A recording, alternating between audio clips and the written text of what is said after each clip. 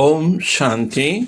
15/8/2026 சனிக்கிழமை. வாணி தரும் வசந்தம். இனிமையான குழந்தைகளே, தேகத்துடன் சேர்ந்து தேகத்தின் அனைத்து தர்மங்களையும் மறந்து தன்னை ஆத்மா என்று உணருங்கள். அப்போது எல்லா துக்கங்களும் நீங்கி போகும் என்ற செய்தியை அனைவருக்கும் கூறுங்கள். எவ்வாறு இந்த பிரம்மா தனது அனைத்தையும் இறைவனுக்காக என்று அர்ப்பணம் செய்தார், முழுமையாக ட்ரஸ்டி ஆனார். அதே போல ட்ரஸ்டியாக ஆகியிருங்கள். ஒரு பொழுதும் தப்பும் தவறுமாக செலவுகள் செய்யக்கூடாது. பாவ ஆத்மாக்களுக்கு கொடுக்காதீர்கள். தங்களுடைய அனைத்தும் ஈஸ்வரிய சேவையில் ஈடுபடுத்துங்கள். முழுமையாக ட்ரஸ்டி ஆகுங்கள். தந்தையின் ஸ்ரீமத் படி நடந்து கொண்டே இருங்கள். எந்த குழந்தை எந்த அளவுக்கு ஸ்ரீமத் படி நடக்கின்றார்கள் என்று தந்தை பார்க்கின்றார். வினாச காலத்தில் ஐரோப்பியவாசிகளின் அன்பில்லாத புத்தி என்று பாடப்பட்டுள்ளது. இப்பொழுது தந்தையின் ஒருவனை நினைவு செய்து உங்களுடைய புத்தியின் யோகத்தை என்னுடன் இணையுங்கள் என்று கூறியுள்ளார். வினாச காலே குழந்தைகளுடைய புத்தி பிரீத்த புத்தியாக இருக்க வேண்டும். ராவண ராஜ்யம் ஆரம்பமாகும் பொழுது நீங்கள் பதீத்தமாக ஆகின்றீர்கள் என்று தந்தை புரிய வைக்கின்றார். இப்பொழுது மீண்டும் உங்களை வருங்கால தேவதையாக ஆக்க வந்துள்ளேன். இந்த விகார விஷ கடலிலிருந்து அப்பால் அழைத்து செல்கின்றேன் என்று தந்தை கூறுகின்றார். ஆகவே அவரை படகோட்டி என்றும் மகிமை பாடப்பட்டுள்ளது. தேவதைகள் ஒருபொழுதும் யாருக்கும் துக்கம் கொடுப்பதே இல்லை. அங்கு சுகமே சுகம் நிறைந்திருக்கும். பக்தி மார்க்கத்தில் ராவணனை ஒவ்வொரு வருடம் எரிக்கிறார்கள். ஆனால் அவன் இறப்பதே இல்லை. இப்பொழுது ராவன் உங்கள் முன்னால் இறந்து விட்டது போல ராவண ராஜ்யம் இப்பொழுது முடிவு பெறப் போகின்றது. 5 பூதங்கள் மீது வெற்றி அடையும் போதுதான் நீங்கள் உலகத்தின் மீது வெற்றி அடைகிறீர்கள் என்று தந்தை கூறுகின்றார். சத்தியுகத்தில் தூய்மையுடனும் நேர்மையுடனும் இருப்பீர்கள். நீங்கள் இப்பொழுது நேர்மையற்ற நிலையிலிருந்து நேர்மையுடையவர்களாக ஆகின்றீர்கள். சொர்க்கத்தில் சண்டை சச்சரவுகள் ஆகியவைகள் இருக்காது. எந்த ஒரு நகை ஆகியவைகள் அணிய வேண்டிய அவசியம் இல்லை. ஆனால் இல்லறத்தில் இருக்க வேண்டும். திருமணம் ஆகியவற்றுக்கு செல்ல வேண்டுமென்றால் நகைகள் தாராளமாக அணிந்து கொள்ளுங்கள் என்று கூறுகின்றார். தடை கிடையாது. இல்லை என்றால் இவர்கள் நகை அணிவதில்லை, விதவை போல் இருக்கின்றார்கள் என்று பெயர் கெட்டுவிடும். அதனால் பாபா கூறுகின்றார், பெயர் கெடுக்க கூடாது.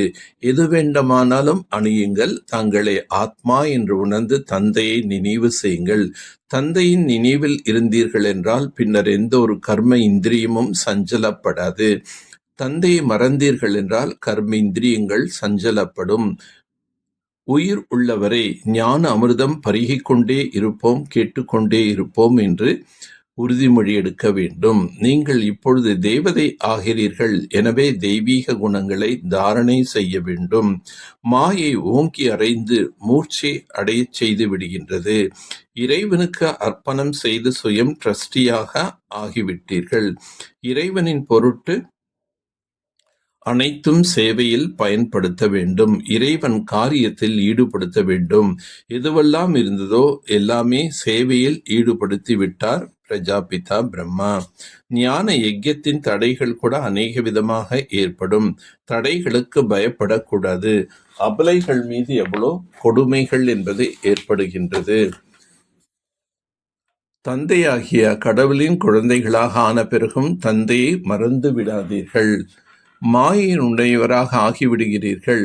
இது கூட வெற்றி தோல்வியின் குத்துச்சண்டையாகும். மாயை குத்தி விடும்போது மூச்சு அடைந்து விடுகிறீர்கள். மாயிடம் ஒருபொழுதும் தோற்றுவிடக் கூடாது என்று தந்தை கூறுகின்றார்.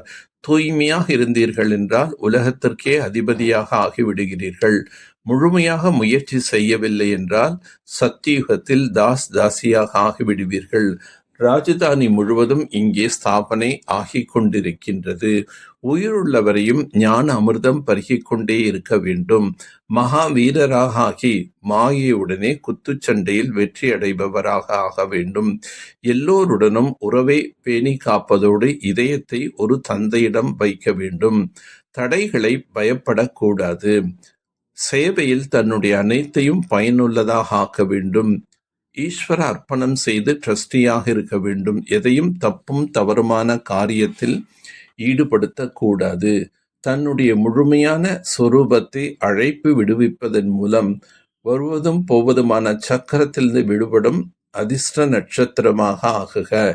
இப்போது உங்களுடைய சம்பூர்ண நிலை மற்றும் சம்பூர்ண சொரூபத்தை அழையுங்கள். அப்போது அதே சொரூபம் சதா நினைவில் இருக்கும். பிறகு எப்போதாவது உயர்ந்த நிலை, எப்போதாவது கீழான நிலைக்கு வந்து செல்லும் சக்கரம் மீண்டும் மீண்டும் நினைவு மற்றும் மறதி சக்கரத்திற்கு வருவது.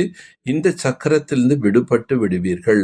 உலக மனிதர்கள் பிறப்பு இறப்பு சக்கரத்திலிருந்து விடுபட விரும்புகின்றார்கள். நீங்களோ வீணான விஷயங்களிலிருந்து விடுபட்டு பிரகாசிக்கும் அதிர்ஷ்ட நட்சத்திரங்களாக ஆகிவிடுகிறீர்கள். எந்த ஒரு தடைக்கு வசப்படுவது என்பது வைரத்தின் மீது கீறல் ஏற்படுத்துவதாகும். உங்களுடைய ஆதி சொரூபம் பவித்திர தேவதை என்பது போல இந்த இறுதி பிறவியும் பவித்திர பிராமண வாழ்க்கையாகும். இந்த நினைவின் அடிப்படையில் பவித்திர வாழ்க்கை மிக எளிதாக அனுபவம் செய்யுங்கள். பவித்திரமாக ஆகுங்கள், யோகியாக ஆகுங்கள். இந்த மகா மந்திரமே அனைத்து பிராப்திகளின் சாவியாகும். ஒருவேளை பவித்திர தன்மை இல்லை என்றால் யோகி வாழ்க்கை இல்லை. எனில் அதிகாரியாக இருந்தும் கூட அதிகாரத்தின் அனுபவத்தை செய்ய முடியாது. இந்த மகா மந்திரமே அனைத்து பொக்கிஷங்களின் அனுபவ உணர்வின் சாவியாகும். நல்லது. ஓம் சாந்தி. ஓம் சாந்தி. ஓம் சாந்தி.